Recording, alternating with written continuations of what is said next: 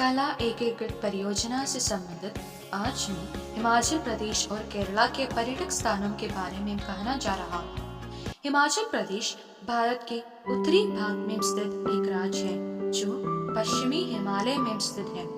हिमाचल प्रदेश का शाब्दिक अर्थ बर्फीले पहाड़ों का प्रांत है।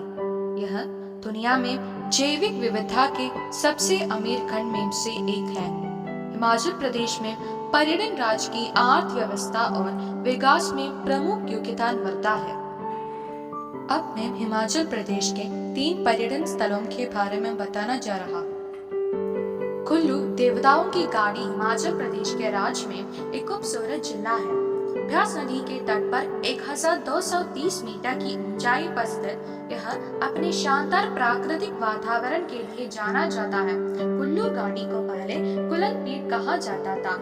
बिच नदी के किनारे बसा यह स्थान अपने यहाँ मनाए जाने वाले रंग बिरंगे दशहरे के लिए प्रसिद्ध है। सिल्वर वैली के नाम से मशहूर यह जगह केवल सांस्कृतिक और धार्मिक गतिविधियों के लिए ही नहीं बल्कि एडवेंचर स्पोर्ट के लिए भी प्रसिद्ध है।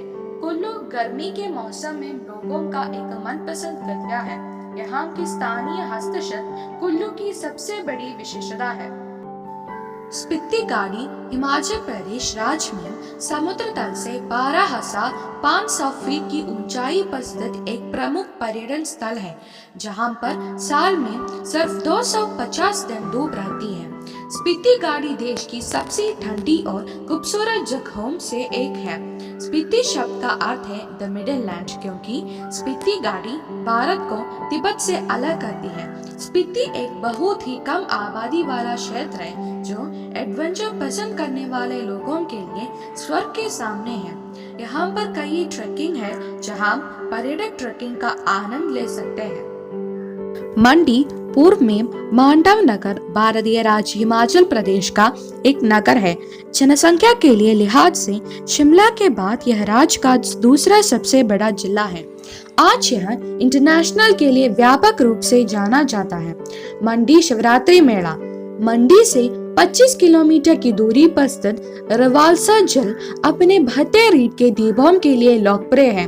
प्रार्थना के लिए यहाँ एक बौद्ध मठ, हिंदू मंदिर और एक सिख गुरुद्वारा बना हुआ है। इन तीनों धार्मिक संगठनों की ओर से यहाँ नौकायन की सुविधा मुहैया कराई जाती है। केरला भारत के दक्षिण पश्चिम मलबार तट पर स्थित एक राज्य है। मलयालम भारत की शास्त्रीय भाषाओं से एक केरल की आधिकारिक भाषा है। केरल की सांस्कृतिक और परंपराओं ने अपने जनसंख्या के साथ मिलकर राज्य को भारत के सबसे लोकप्रिय पर्यटन स्थलों में से एक बना दिया है। केरल को गॉड्स ओन कंट्री के रूप में जाना जाता है। अब मैं केरल के 3 पर्यटन स्थलों के बारे में बताना जा रहा।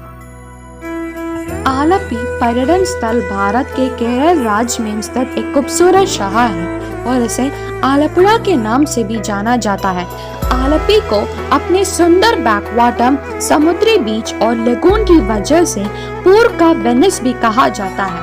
आलपी की यात्रा में पर्यटक हरे भरे घान के खेतों की झलक देख सकते हैं, आकर्षित एफिफना और केरल राज्य के स्थानीय लोगों की जीवन शैली से अवगत हो सकते हैं।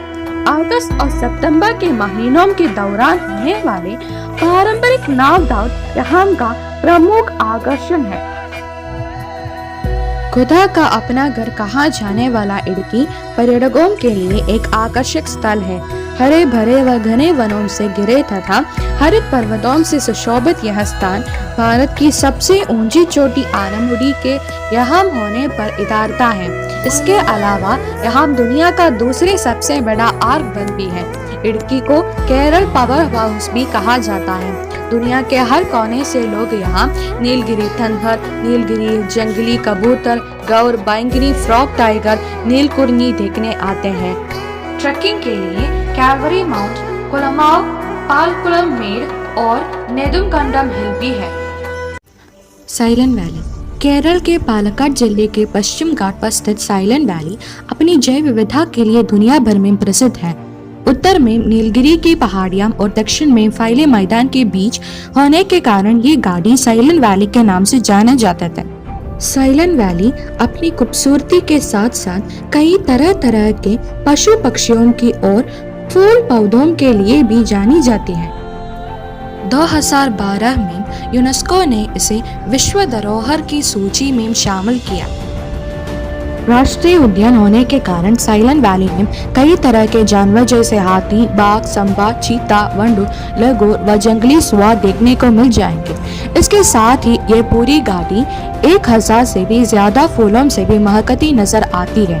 इसके साथ ही यहाँ करीब 110 किस्म के ऑर्किड, 200 किस्म की तितलियां व पक्षियों की करीब 170 प्रजातियां भी पाई जाती हैं। साइलेंट वैली की एक खास बात ये भी है कि यहाँ पर कुंडी नदी नीलगिरी पर्वत के 2000 मीटर की ऊंचाई से बहती है।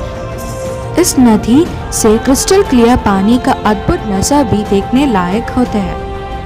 धन्यवाद।